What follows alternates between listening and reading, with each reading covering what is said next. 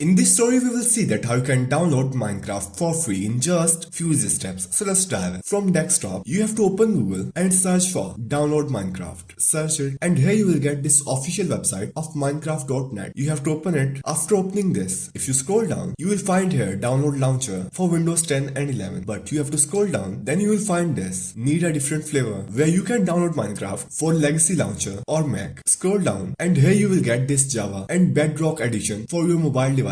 And here are the versions for Linux, but I am using Windows, so I will scroll upside and simply click on download launcher for Windows 10 and 11. Choose location and save. It will be downloaded. Click here to open that file. Check this and click on install, and then you will see this Windows is updating and start installation. After installation you will get this loading, and here it is, Minecraft launcher. In the left side you will see some of options, Java editions, Minecraft for Windows, and you can simply play it by just clicking this button. So that's how you can download Minecraft for free in just few easy steps.